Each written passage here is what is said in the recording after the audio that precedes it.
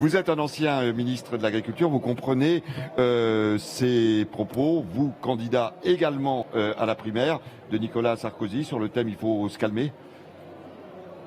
Pas besoin de calmer qui que ce soit, moi je suis candidat depuis plusieurs jours, je suis en campagne. Je suis en campagne en écoutant les Français, en écoutant les agriculteurs. J'y ai passé 3 jours au salon de l'agriculteur pour écouter chaque agriculteur, chaque filière et pour apporter un certain nombre de propositions.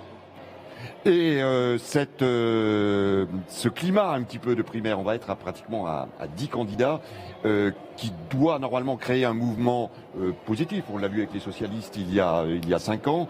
Est-ce que ce n'est pas un processus un peu destructeur pour la droite? Je ne crois pas du tout.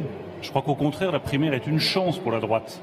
C'est le moyen de poser enfin sur la table un certain nombre de sujets qu'on n'a pas voulu traiter, devant lesquels on a reculé. C'est le moyen pour chacun de présenter son projet. Je dis aux Français depuis plusieurs jours, c'est le titre du livre que je viens de publier, alors on le rappelle, ne vous résignez pas. Ne vous résignez pas à une France avec 5 millions de chômeurs. Ne vous résignez pas à une France dans laquelle les producteurs qui produisent des produits de très grande qualité vivent avec 300 ou 400 euros par mois.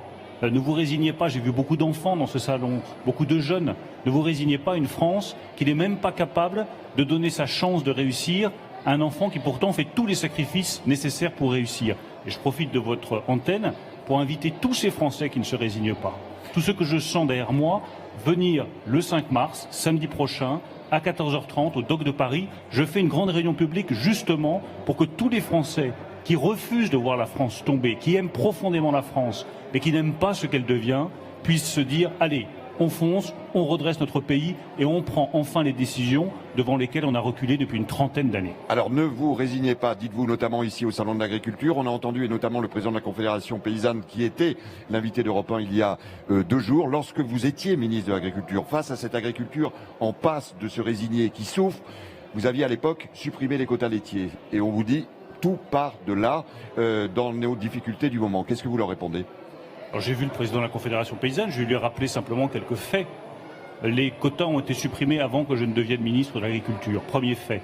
Le deuxième fait, lorsqu'il y avait les quotas agricoles, les quotas laitiers en 2009, il y a eu l'une des crises laitières les plus graves que la France ait jamais connues. Donc si les quotas étaient vraiment la solution à la crise, ça se saurait. Regardons devant nous. Quelle est la solution ? La solution, c'est la régulation du marché agricole européen. Et si demain je devais devenir président de la République, la priorité agricole numéro 1 pour moi, c'est de rassembler ministre de l'Agriculture et secrétaire d'État aux Affaires européennes. C'est de rassembler tous les chefs d'État européens.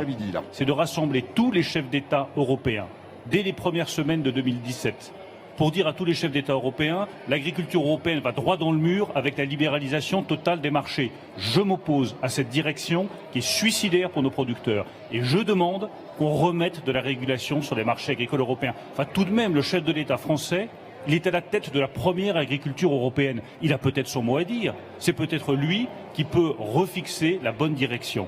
La libéralisation totale dans laquelle est engagée l'agriculture européenne est suicidaire. Il faut remettre de la régulation sur les marchés européens.